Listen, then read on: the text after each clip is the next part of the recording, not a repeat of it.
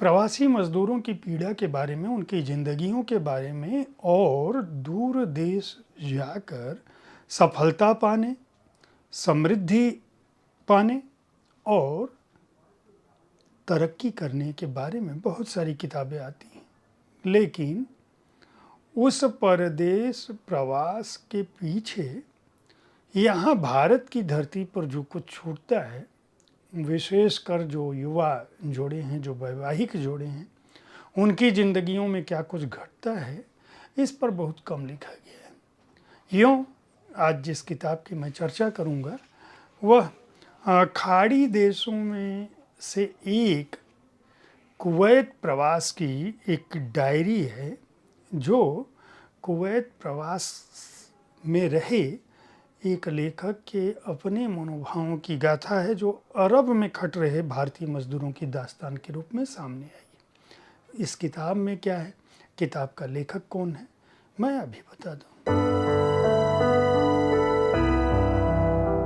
नमस्कार, आप देख रहे हैं साहित्य तक के बुक कैफे का एक दिन एक किताब कार्यक्रम। मैं हूं जयप्रकाश पांडे और आज मैं अजय पटेल वाग्मी की पुस्तक कुवैत प्रवास, अरब में खट रहे भारतीय मजदूरों की दास्तां के साथ उपस्थित हूँ।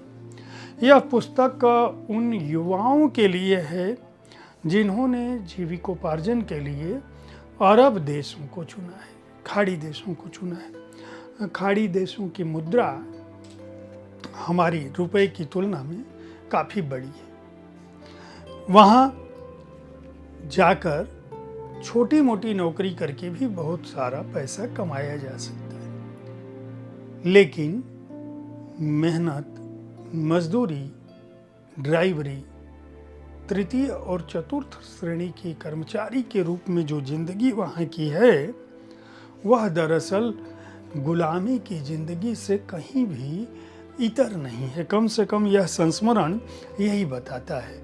और लेखक का कहना है कि उन्होंने यह पुस्तक उन लोगों के लिए, उन युवाओं के लिए नहीं लिखी है जिन्होंने खाड़ी देशों में जाकर पैसा कमाने का सपना देखा, बल्कि उनके लिए लिखी है जिनके बेटे, जिनके भाई, जिनके पति सुख की खातिर खाड़ी की तपती रेत और ऊपर से सूरज की तेज गर्मी को सहते हुए अपनी जिंदगी को जला रहे हैं। वह केवल श्रम नहीं है, बल्कि श्रम के साथ साथ और भी बहुत कुछ है। दरअसल मजदूरों की जिंदगी सफ़ेद कॉलर की जो नौकरियां हैं, उनकी जिंदगी से एकदम इतर है। खाड़ी देशों में दुनिया भर के लोग नौकरी कर रहे हैं और उन नौकरी करने वालों में भी एक वर्ग बन चुका है। कोरिया के लोग,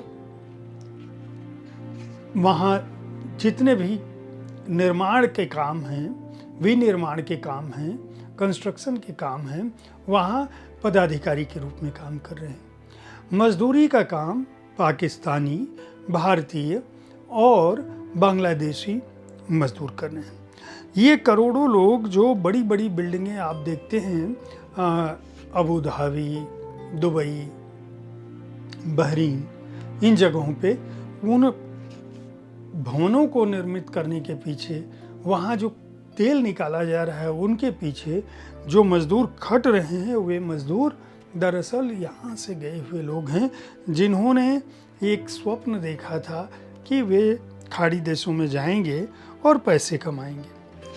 अजय पटेल वाग्मी का कहना है कि यह पुस्तक जब उन्होंने लिखी तो जो कुवैत में जो कुछ भी उनको महसूस हुआ वहाँ के प्रवास के दौरान, उनको लगा कि यह पुस्तक उन सभी को बताना चाहिए, खासकर जो लोग जाते हैं और अपनी पत्नियों को कहकर जाते हैं कि हम जल्दी लौटेंगे, माँ बहनों को कहकर जाते हैं कि हम जल्दी लौटेंगे। उनके दिमाग में एक जिम्मेदारी का भाव होता है। कभी बूढ़े माता पिता का इलाज होता है, कभी बहन की, कुंवारी बहन की शादी होती है, कभी छोटे भाइयों की पढ़ाई लिखाई के खर्च होते हैं, कभी टूटा हुआ घर, मकान की मरम्मत करानी होती है, कभी उनकी पढ़ाई लिखाई पर लिए गए कर्ज को चुकाने की बात होती है कि बैंक से वह कर्ज चुकाकर खेत जो बंधक रख कर लिया गया था पैसा वो वापस लिया जाए। पैसा कमाने के लिए बहुत कम लोग जाते हैं लेकिन वह पैसा उनकी बुनियादी ज़रूरतों के लिए होता है। यह पुस्तक दरअसल ऐसे ही मज़दूरों की दास्तां बताती है, लेकिन उस दास्तां के साथ साथ कुल इस पुस्तक के जो 23 अध्याय हैं उनमें कुवैत का संक्षिप्त परिचय, जो खाड़ी देशों को जाने की जो प्रक्रिया होती है, किस तरह से लोग सपने दिखाते हैं या एजेंट मिलता है, कई बार आप वैध रूप से कई बार अवैध रूप से वहाँ जाने की कोशिश करते हैं, कई बार आपके कागजात फर्जी होते हैं, कई बार आपके कागजात ओरिजिनल होते हैं, तब भी वहाँ पहुँचते ही ठेकेदार या जो अनुबंध करने वाला है, एजेंट है, जो एजेंसी है वह जब्त कर लेती है। मेडिकल चेकअप मतलब शुरुआत आप प्रक्रिया शुरू करते हैं, फॉर्म भरते हैं और वहीं से लूट शुरू हो जाती है। मेडिकल चेकअप के नाम पर लूट होती है।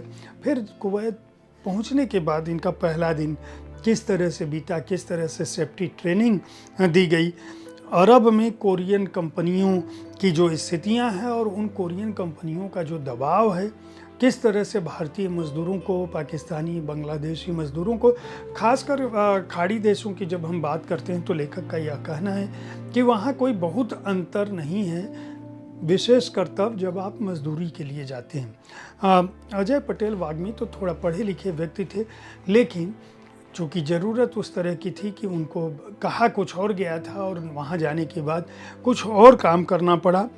उसके बाद वहाँ जो अनुशासन जिस तरह का है, जिस तरह के लोग एक दूसरे के साथ मिलजुल कर रहते हैं, देश के बाहर जो सीमाओं का भेद मिट जाता है। वहाँ कोई यूपी वाला, बिहार वाला, राजस्थान वाला, मध्य प्रदेश वाला, तमिलनाडु वाला, केरल वाला नहीं रहता। भारतीय के रूप में जो उसकी पहचान होती है, हालांकि उत्तर भारत बनाम दक्षिण भारत वहाँ है, लेकिन फिर भी दूसरी विदेशी धरती पर उत्तर भारत में ये बंटवारा नहीं होता कि ये किस जाति का है, किस वर्ग का है, किस कुल का है, कहाँ से आया, किस इलाके से आया है। हिंदी का जो प्रभुत्व है उसकी भी बात वो करते हैं। पंजाबी लोगों का और उनकी बहादुरी की बात करते हैं। मज़दूरों की जो दशा है वह इसका एक मार्मिक अध्याय है। वहाँ जो हादसे होते हैं वह जीवन की सच्चाई है। जब हादसे घटते हैं कोई भी आपका साथ नहीं देता है।